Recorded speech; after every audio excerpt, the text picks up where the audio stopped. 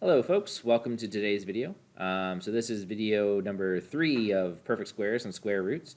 So now that we know what a perfect square and a square root is, what we're going to do is we're going to take a look at what happens when we have numbers that are not perfect squares, but we still want to take the square root of those. Right, so many fractions and decimals will not be perfect squares, and in fact, more of them won't be than will. A fraction or a decimal that is not a perfect square is called a non-perfect square. Makes sense, right? The square roots of these numbers do not look very nice. What they ends up happening is if you try to take the square root of something that is not a perfect square, you're going to get this irrational number, this decimal that goes on forever. It doesn't repeat. It's not very nice. So then what we're going to want to do is we're going to want to estimate, right? We're going to want to say, well, it's approximately this amount, because we're not going to sit here and write decimals forever and ever and ever and ever, right? We're going to want to eventually stop. So that is the plan today. We're going to learn how to estimate these things. So to estimate these things, there are two strategies. So strategy number one is what we call benchmarks. So if I want to find the square root of 7.5, for example, what I'm going to want to do is I'm going to want to find my perfect squares that are on either side of 7.5. So a perfect square that is a little bit smaller than 7.5 and a perfect square that is a little bit bigger than 7.5. So in this case, that would be 4 and that would be 9, because what I can do is I can take the square root of 4. The square root of 4 is 2. The square root of 9 is 3. So that what that means is I know that the square root of 7.5 is going to be somewhere in between 2 and 3. Now, how far? Like where in between? So if we take a look at the distance, right? We take a look at the difference between 4 and 7.5, there is a difference of 3.5. And if we take a look at the difference between 7.5 and 9, there's a difference of 1.5. So what we see is that 7.5 is closer to 9 than it is to 4. So what that means is that the square root of 7.5 is going to be closer to 3 than it is to 2. So then what is a good approximation of that? Well, quite honestly, when we're doing these, the approximations are going to be a little bit off, right? It takes practice, it takes comfort to get something that's good. But for this, just based on its location, I'd say it's probably somewhere around 2.6, 2.7, 2.8, right? So what we're going to say is that the square root of 7.5 is approximately 2.7.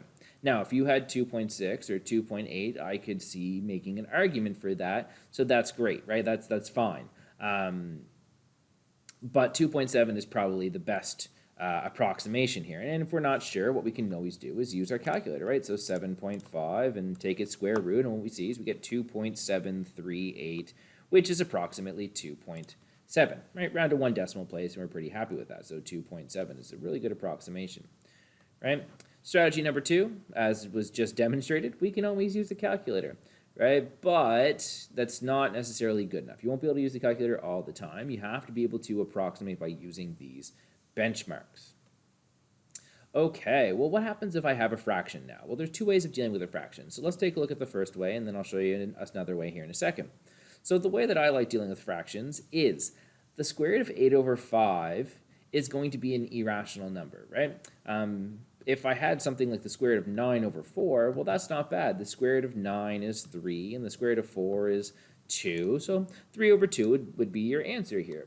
Now, is 3 over 2 a good approximation?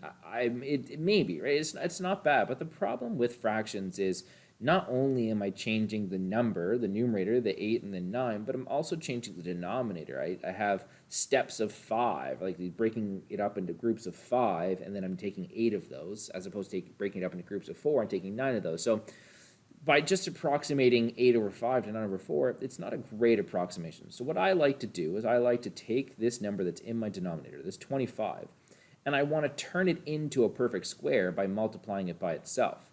And then I'll do the same to the top. So the square root of 8 over 5 becomes the square root of 40 over 25. Now, square root of 25, we know that. That's 5.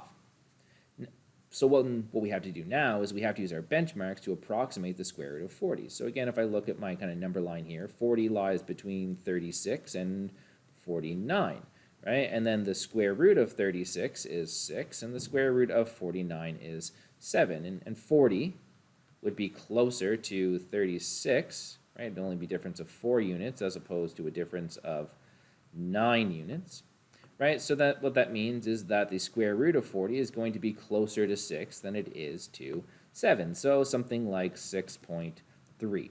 Now, I don't like having decimals in my fractions, so what we'd have to do here is we'd have to get rid of that 6.3 by turning it into a 63, and that means we'd have to turn the 5 into a 50. So the square root of 8 over 5 is approximately 63 over 50. So if I, again, pulled out my calculator to check my work, so 8 over 5, I did its square root, and I get 1.264.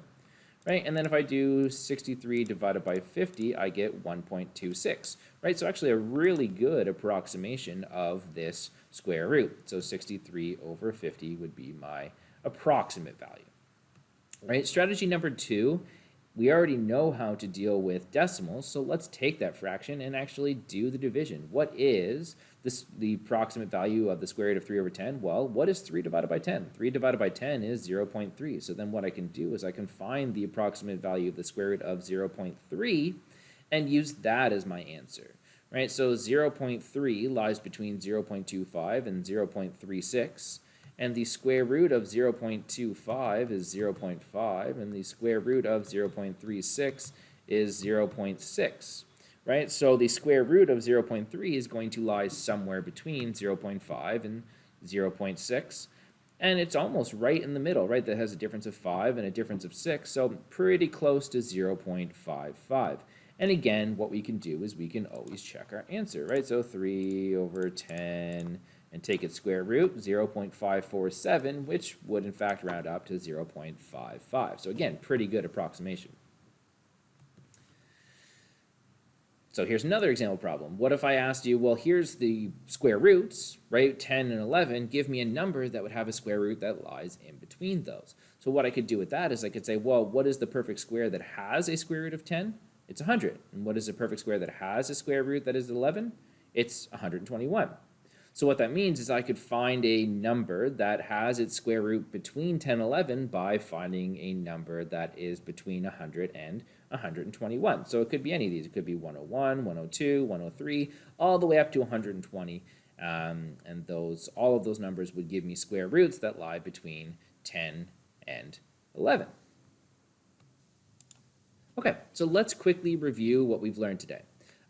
So at this point, what we should know is that we should know how to approximate a square root of a non-perfect square by using benchmarks. So we should be able to do that for both decimals and for fractions by finding the perfect squares on either side of those things. If we have a fraction, we should be able to take that denominator and turn it into a perfect square, and that'll help us get a better approximation. Other than that, you should know what a perfect square is and what a non-perfect square is, and we should know how to tell the difference between them. And here's just a little question to leave you guys with to think about. Why is it that the answer we get in our calculators is also an approximation? So think about that, and I will see you all in the next video.